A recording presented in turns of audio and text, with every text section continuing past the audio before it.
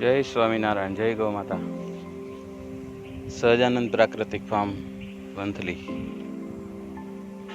મિત્રો, આજે ઉનાળાનો આકરો તાપ, ફૂલ ઉનાળો ચાલી રહ્યો છે. ટેમ્પરેચર લગભગ 40+ છે અને આવા ટેમ્પરેચરની અંદર સૌથી વધારે પેસ્ટિસાઇડ જેમાં પડે એ કોબી. અમારા ફાર્મ ઉપર અત્યારે કોબી તમે જોઈ રહ્યા છો. સરસ મજાની કોબી તૈયાર થઈ ગઈ છે.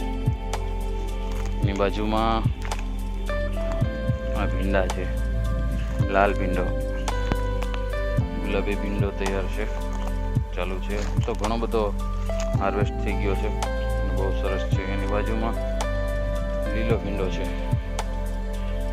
જુઓ, કોઈ પણ પ્રકારની દવા, કોઈ પણ પ્રકારનું રાસાયણિક ખાતર, ઇવન એમ કહું તો બી ચાલે કે ભાઈ જીવામૃત પણ નથી આપવામાં આવ્યું. ગૌકૃપા અમૃતમ 1-2 વાર આપવામાં આવ્યું છે ખાલી, બાકી કોઈ વસ્તુ આની અંદર આપવામાં નથી આવી. છતાં પણ આ તમે જોઈ શકો છો. અને સૌથી મોટી વાત આ વિડીયોમાં બતાવવા માટે ખાસ કે ભાઈ આ ગુવાર આજે બહુ અઘરી વસ્તુ થઈ ગઈ છે. ગુવાર તૈયાર કરવો એ આ તમે ગુવાર જુઓ, જોઈ શકો ગુવાર જુઓ.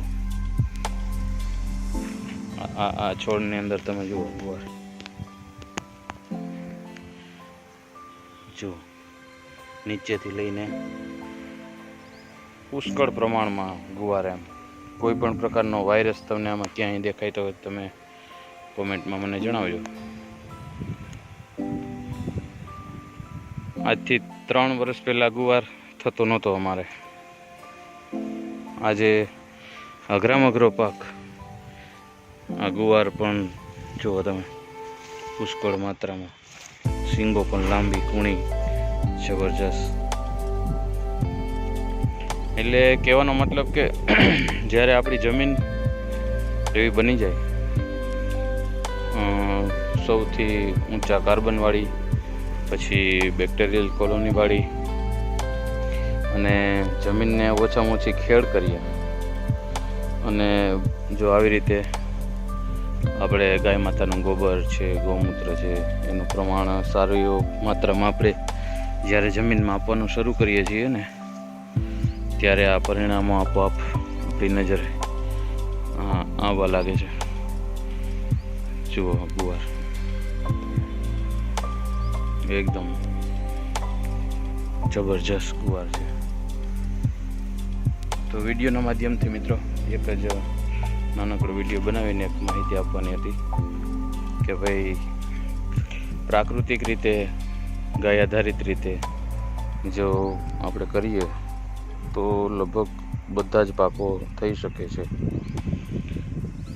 હું બધા જ વિડીયોમાં કહું છું, એમ ફરીથી પણ કહી દઉં છું કે હું કોઈ પણ પદ્ધતિનો વિરોધ નથી અને કોઈ એક પદ્ધતિને વળગીને રહેતો નથી. જેટલું સારું હોય એને આપણે એક્સેપ્ટ કરવું જોઈએ. આ ભીંડો તમે જોઈ શકો છો. ભીંડામાં કેટલું ઝેરી દવા નાખવામાં આવતી હોય છે. આમાં કોઈ પ્રકારનો સ્પ્રે કરવામાં આવ્યો નથી, છતાં પણ જબરજસ્ત ભીંડો પણ ઊભો છે. એટલે તમને જે અનુકૂળ આવે એ કરો. ઘણા બધા પ્રકારો છે, ઘણી બધી પદ્ધતિઓ છે, ઘણા બધા ખેડૂતોના સફળ પ્રયોગો છે. એમાંથી આપણને આપણી જમીન, આપણું પાણી, આપણી લોકલ આપણું હવામાન, પછી તમારી પોતપોતાની ખેતી કરવાની પદ્ધતિ, પરંપરાગત પદ્ધતિ, જે ફાવે તે કરો બધું. પણ આપણું મુખ્ય મિશન જમીનમાં ઝેર નાખવાનું બંધ કરવાનું છે. જે કાંઈ ઉગાડીએ એ પોષણયુક્ત, ન્યુટ્રિશનવાળો ખોરાક અને ઝેરમુક્ત ખોરાક તૈયાર કરી અને આપણે પોતે પહેલાં તો આપણા ફેમિલી માટે તૈયાર કરવો, ફેમિલીને તંદુરસ્ત, આરોગ્યવાન બનાવવું, અને પછી જે કાંઈ એમાંથી ઉપજ થાય એ આપણે બીજા ઉપભોક્તા સુધી પહોંચાડીએ તો એનો પરિવાર પણ તંદુરસ્ત સુખમય સારી જિંદગી જીવે તો એના પુણ્યના પણ આપણે ભાગીદાર બની શકીએ અને આપણે આપણું ગુજરાન પણ સારી રીતે ચલાવી શકીએ. એટલે અત્યારના સમયની માંગ છે. ખૂબ રસાયણો નાખ્યા, ખૂબ પેસ્ટિસાઇડ છાંટ્યા, છતાં પણ આજે માણસ પોતે આટલો ખર્ચો કરવા છતાં, આટલું મોટા પ્રમાણમાં ઉત્પાદન લેવા છતાં પોતે પોતાના શરીરને સાચવી શક્યો નથી. એ એક કડવું સત્ય છે અને આપણે બધા નજરે જોઈ રહ્યા છીએ.